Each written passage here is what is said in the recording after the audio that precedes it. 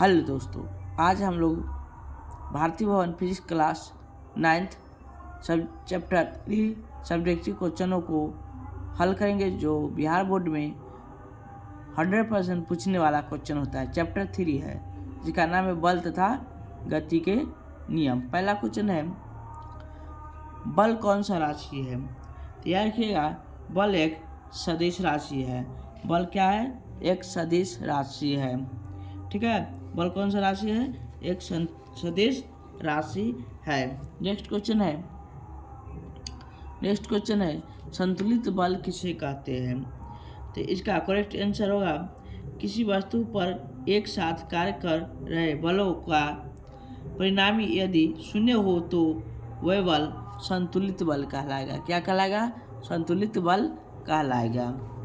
फिर समझिए, किसी वस्तु पर एक साथ कार्य कर रहे बलों का परिणामी यदि शून्य हो जाता है तो वह बल संतुलित बल कहलाता है। 0 हो जाएगा तो संतुलित बल कहलाएगा। नेक्स्ट है, असंतुलित बल किसे कहते हैं?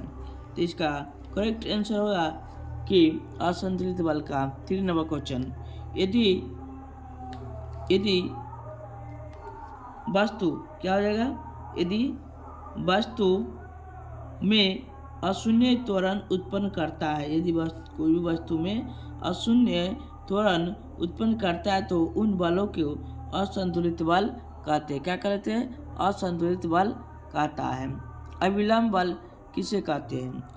अविलंब बल किसे कहते हैं? तो इसका करेक्ट आंसर हो जाएगा कि अविलंब बल किसे कहते हैं। तो इसका करेक्ट आंसर है, जब स्पर्श बल वस्तु के संपर्क में सतहों पर लंबवत यानी 90 डिग्री पर लगता है तो उसे अविलंब बल कहते हैं। क्या कहते हैं? अविलंब बल कहा जाता है। नेक्स्ट क्वेश्चन है, घर्षण बल किसे कहते हैं? घर्षण बल किसे कहा जाता है? तो इसका घर्षण बल किसे कहते हैं? तो याद रखिएगा, घर्षण बल का परिभाषा क्या होता है? तो घर्षण बल जब क्या हो जाएगा? घर्षण बल का परिभाषा होगा, जब कोई वस्तु किसी दूसरी वस्तु पर सरकती है या लुढ़कती है या उसमें चलती है ना, या चलने की चेष्टा करता है, उसके संपर्क में यानी स्पर्श उत्पन्न होता है और यह स्पर्श में आने वाली सतहों के बीच घर्षण बल उत्पन्न होता है। क्या होता है? घर्षण बल उत्पन्न हो जाता है। इसे ही क्या कहते हैं? घर्षण बल कहा जाता है। इसे ही क्या कहते हैं? घर्षण बल कहा जाता है ना, जो कार्य के विपरीत दिशा में यह काम करने लगता है घर्षण बल के कारण। नेक्स्ट है, अरस्तु का जन्म कब हुआ था? अरस्तु का जन्म कब हुआ था? तो याद रखिएगा कि अरस्तु का जो जन्म हुआ था 384 BC में हुआ था। 384 BC में हुआ था। अरस्तु का जन्म 384 BC में हुआ था, यानी 384 ईसा पूर्व में हुआ था।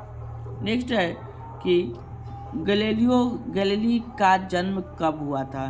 गैलीली का जन्म कब हुआ था? तो गैलीलियो का जो है दूसरा वैज्ञानिक, जो कहाँ के है? इटली के है वैज्ञानिक गैलीली। इनका जो जन्म हुआ था यह 1564 ईस्वी में हुआ था। अगर मृत्यु की बात किया जाए तो इनकी मृत्यु 1642 ईस्वी में हुआ था। ठीक है, याद रखिएगा, गैलीली का जन्म 1564 में हुआ और मृत्यु 1642 में हुआ। नेक्स्ट अगला क्वेश्चन है, गैलीलियो गैलीली कहाँ के रहने वाले थे? तो याद रखिएगा, गैलीलियो गैलीली इटली के रहने वाले थे। एक प्रसिद्ध वैज्ञानिक है। गैलीलियो गैलीली इटली के रहने वाले एक प्रसिद्ध वैज्ञानिक है। इसका आंसर होगा गैलीलियो गैलीली इटली के रहने वाले और यह एक प्रसिद्ध वैज्ञानिक थे। नेक्स्ट है, दूरबीन का आविष्कार किसने किया था? दूरबीन का आविष्कार किसने किया था? तो याद रखिएगा, दूरबीन का आविष्कार गैलीलियो गैलीली ने ही किया था। दूरबीन का आविष्कार गैलीलियो गैलीली ने किया था। गुरुत्वीय बल किसे कहते हैं? गुरुत्वीय बल किसे कहते हैं? गुरुत्वीय बल किसे कहा जाता है? तो गुरुत्वीय बल पूछ रहा है, तो गुरुत्वीय बल किसे कहते हैं? तो इसका आंसर क्या हो जाएगा?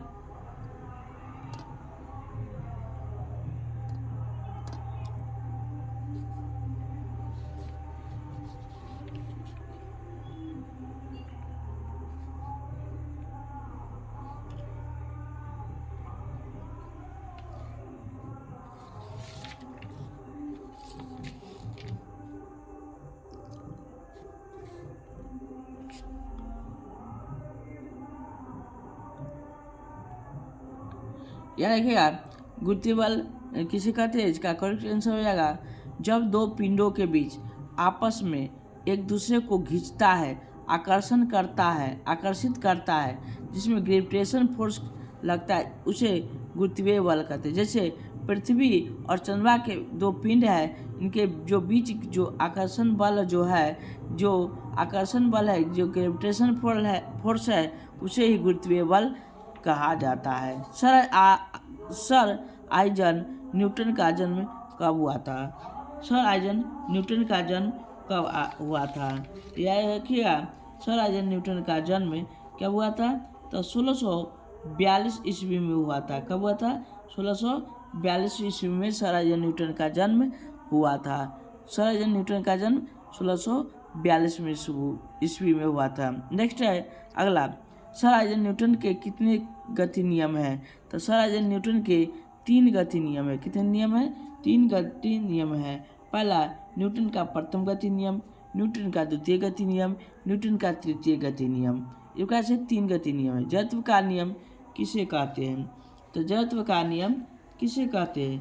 तो न्यूटन का प्रथम नियम को ही जड़त्व का नियम कहलाता है। न्यूटन का प्रथम गति नियम को ही जड़त्व का नियम कहलाता है ना। न्यूटन का गति नियम न्यूटन का जड़त्व का नियम कहलाता है।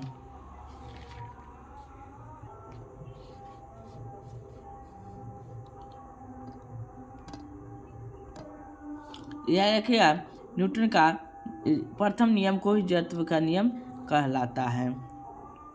न्यूटन के जड़त्व का नियम की जगह है। इसका एक आंसर हो जाएगा 13 का कि प्रत्येक वस्तु अपनी विराम की अवस्था अथवा सरल रेखा में एक समान गति को अवस्था बनाए रखती है जब तक कि वह वस्तु पर कोई बाहरी बल, असंतुलित बाहरी बल न लगे तब तक वह क्या होता है? वह विराम में ही रहना पसंद करता है। इसी नियम को जड़त्व का नियम कहते हैं। नेक्स्ट है जड़त्व कितने प्रकार के होते हैं और कौन कौन? या क्या जड़त्व जो होते हैं, जड़त्व कितने प्रकार के होते हैं और कौन कौन? तो जड़त्व 2 प्रकार के होते हैं। कितने प्रकार के? 2 प्रकार के होते हैं। विराम का जड़त्व तथा गति का जड़त्व। विराम का जड़त्व तथा गति का जड़त्व। जड़त्व कितने प्रकार के होते हैं? तो 2 प्रकार के, विराम का जड़त्व और गति का जड़त्व। ठीक है, 14 नंबर क्वेश्चन सॉल्व हुआ। नेक्स्ट क्वेश्चन है बस या रेलगाड़ी के अचानक चलने से उसमें खड़ा यात्री पीछे की ओर गिर जाता है, क्यों? क्योंकि इसका सही आंसर होगा बस या रेलगाड़ी के अचानक चलने से उसमें जो लोग यात्री जो खड़े होते हैं या खड़े होते हैं वह पीछे की ओर झुकता है। इसका कारण क्या है? तो वह क्या होता है, उसकी जो शरीर से जो नीचे वाला जो पार्ट होता है वह क्या होता है, वह विराम अवस्था में रहता है ना, और वह गाड़ी से जुड़ा हुआ रहता है, और ऊपरी भाग जो होता है वो भी विराम अवस्था में रहता है। लेकिन गाड़ी चलता है तो नीचे का पार्ट क्या होता है, वह गति में आ जाता है, क्योंकि वह गाड़ी के संपर्क में रहता है, और ऊपर का पार्ट वह आराम में भी रहना यानी उसी रूप में रहना पसंद करता है, यानी उसी रूप में रहता है, वह आगे की ओर नहीं बढ़ पाता है, जिसके कारण वह ऊपर का शरीर का ऊपरा भाग पीछे की ओर झुक जाता है। नेक्स्ट है चल के प्रहार द्वारा दरी की धूल कण झड़ता है, क्यों? यानी क्वेश्चन है छरी के प्रहार, यहाँ पर गलती हो गया, छरी होगा, क्या हो जाएगा? छरी के प्रहार द्वारा दरी की धूल कण झड़ता है, क्यों? तो इसका करेक्ट आंसर होगा छरी के प्रहार द्वारा दरी की तो गतिमान हो जाता है। छरी का जब प्रहार चलता है इस पर, छरी का प्रहार, तो क्या होता है, जो दरी होता है वो गतिमान हो जाता है। धूल कण जड़त्व के कारण वह विराम में ही रहना पसंद करता है, ये नहीं रहना चाहता है, तो गुरुत्व बल के अधीन नीचे की ओर वह पृथ्वी की केंद्र की ओर गिर जाता है। तो क्या हो जाएगा? तो छरी के प्रहार से दरी का धूल नीचे की ओर गिर जाता है। तो ये कारण कि छरी के प्रहार द्वारा दरी की धूल कण झड़ती है। नेक्स्ट है कि नेक्स्ट क्वेश्चन है 17 नंबर, संवेग किसे कहते हैं? क्या है? संवेग किसे कहते हैं? संवेग किसे कहते हैं? तो याद रखिएगा संवेग का परिभाषा। संवेग किसे कहते हैं?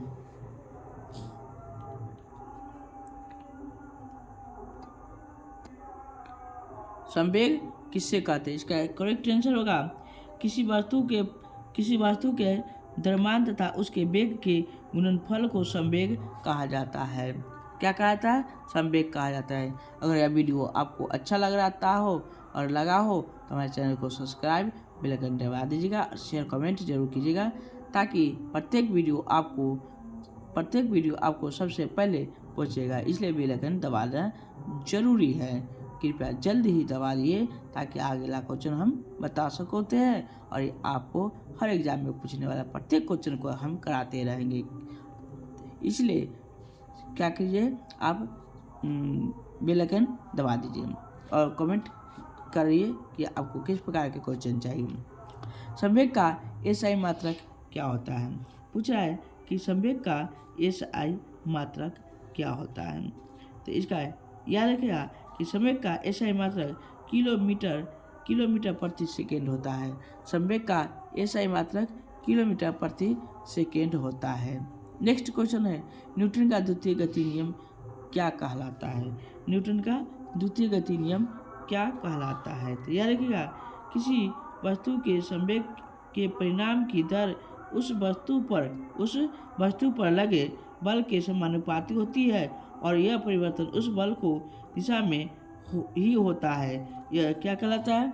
तो यह न्यूटन का द्वितीय गति नियम कहलाता है। क्या कहलाता है? न्यूटन का द्वितीय गति नियम कहलाता है। नेक्स्ट है, F बराबर क्या होता है? F बराबर क्या होता है? तो यह क्या है? F बराबर KMA होता है। F बराबर MA यानी मास होता है। F बराबर MA होता है। क्या होता है? F बराबर MA होता है। ठीक है, इस F बराबर MA होता है। नेक्स्ट है क्वेश्चन कि बॉक्साइड का अपना सर पीछे की बॉक्सर जो होता है, बॉक्सर का अपना सर पीछे की ओर क्यों हमेशा लेट हो है? क्यों हमेशा लेट है? क्यों? यानी कहता है बॉक्सर जो होता है अपना सर पीछे की ओर क्यों लेता है? क्यों पीछे की ओर लेता है? क्यों? तो यार क्या बॉक्सर का अपना सर पीछे की ओर क्यों लेता है? तो इसका करेक्ट आंसर जो हो जाएगा, क्योंकि जब बॉक्सर पर जब क्या होता है, जब हमला किया जाता है, किस पर?